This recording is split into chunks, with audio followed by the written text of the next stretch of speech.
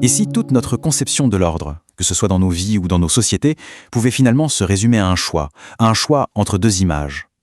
Aujourd'hui, on va plonger dans un dialogue assez fascinant qui explore pile cette idée, en utilisant une analogie visuelle très parlante.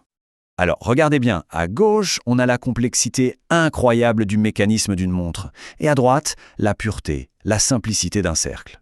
Bon, elles ont en commun cette forme ronde, c'est vrai, mais en réalité, elles symbolisent deux visions du monde, deux visions de la société qui sont radicalement opposées. C'est ça l'énigme au cœur de notre analyse aujourd'hui. Ces deux images, ce ne sont pas juste de jolies illustrations, non. Elles sont la clé pour comprendre un problème que le texte appelle le minarxisme. C'est cette sorte d'attachement presque instinctif aux idées simples, bien établies, souvent par une sorte de peur du désordre. Définissons un peu ce concept. Le minarxisme, c'est quoi? Eh bien, c'est décrit comme un engourdissement de l'esprit. Cette tendance qu'on peut avoir à préférer un ordre très simple, très centralisé, presque comme un réflexe pour calmer sa propre confusion intérieure. C'est de cette tendance que part toute la discussion qui va suivre. Alors pourquoi ce fameux cercle est-il si attirant? On va commencer par explorer la première perspective, celle d'Ojni, qui lui est complètement séduit par la sécurité qu'inspire un système contrôlé depuis le sommet. Cet ordre simple, il est très facile à imaginer. L'image parfaite, c'est une roue de vélo. Vous avez un centre, disons le chef, et des rayons qui tiennent tout le reste en place. C'est un ordre qui est imposé et qui se définit avec très peu d'informations au final. Un centre de pouvoir et un rayon d'action. C'est tout.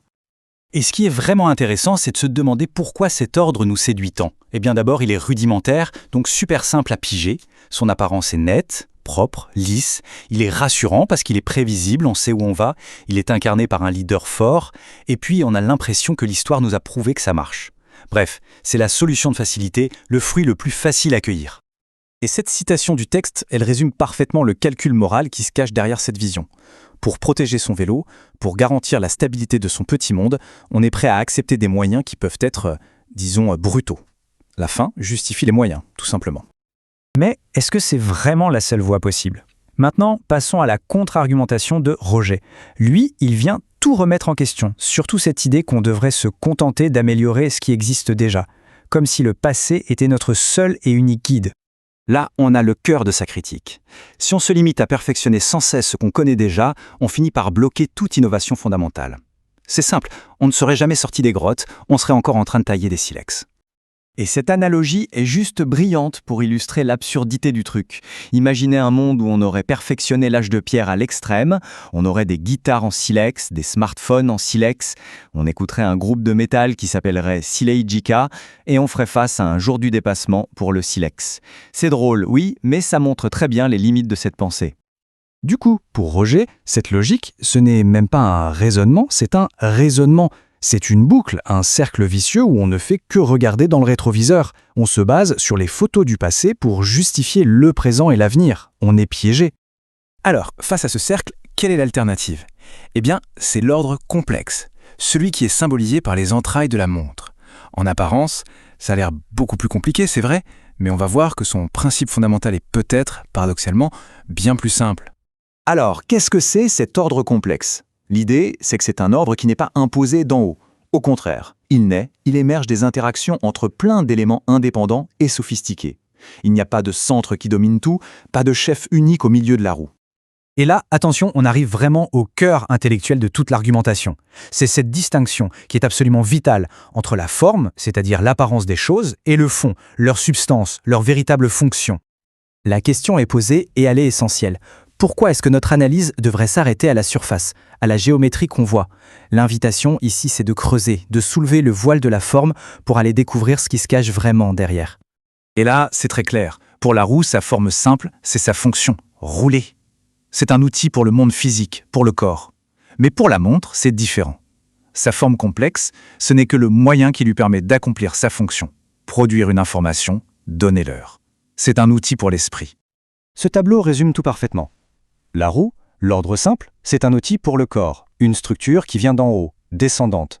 La montre, l'ordre complexe, c'est un outil pour l'esprit, une structure ascendante qui émane d'individus libres. Et qu'est-ce qu'elle produit? Ce que le texte appelle le droit naturel et la civilisation. En gros, des règles qui émergent naturellement des interactions humaines, sans avoir besoin d'un chef pour les imposer. D'accord, mais alors si on choisit ce modèle de la montre, ça nous mène où tout ça? Eh bien, ça ouvre la porte à une conception complètement nouvelle de l'ordre social. Une conception qui regarde au-delà de la figure du chef pour s'intéresser à la substance même, au fond des interactions humaines. Et là, il y a un point qui est absolument fondamental. L'ordre complexe est en fait plus essentiel. Pourquoi ? Parce que même les systèmes descendants, même les sociétés avec des chefs, ne peuvent fonctionner que si ces chefs, entre eux, respectent une sorte de droit naturel. S'ils ne le font pas, tout le système s'écroule. Ce qui prouve bien qu'au final, l'esprit domine la force. Roger conclut avec cette image qui est à la fois poétique et, disons-le, assez audacieuse. C'est un véritable appel à l'action, un encouragement à aller au-delà des apparences pour découvrir la promesse d'une organisation sociale bien plus riche, bien plus harmonieuse. Et la vision de l'avenir qui découle de tout ça est profondément optimiste.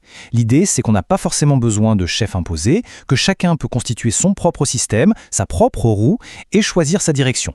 Et que de tous ces choix libres pourrait émerger une société plus naturelle, plus harmonieuse. On termine sur cette question, qui ramène toutes ces grandes idées à une échelle beaucoup plus personnelle. Est-ce qu'on se perçoit comme un simple rayon passif dans une machine contrôlée par un centre, ou plutôt comme une pièce active, essentielle, d'un mécanisme complexe qui crée l'ordre par ses propres interactions? La réponse à cette question, au fond, définit toute une vision du monde. C'est une pensée sur laquelle il est bon de s'attarder un peu. Moi, Jonathan, moi, non, non, non. Moi, non, non, non, non, non, non, non, non, non, non. Moi, non, non, non, non, non, non, non, non, non, non. Moi, non, non, non, non, non, non, non, non, non, non.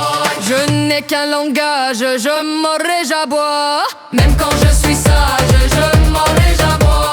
On m'appelle l'État, moi manger ton foie. On m'appelle l'État, moi manger ton foie. Merci Bernard, merci Bernard. État Akbar.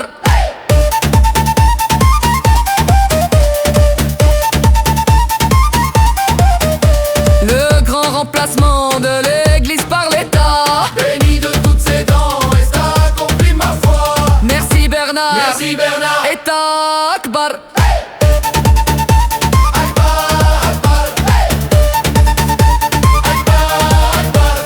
Maître des serfs, sensu des fausses lois.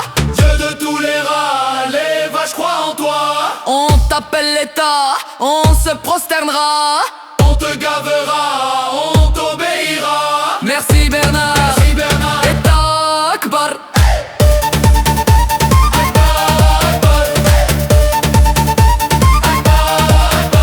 Je mords et j'aboie, on m'appelle l'État.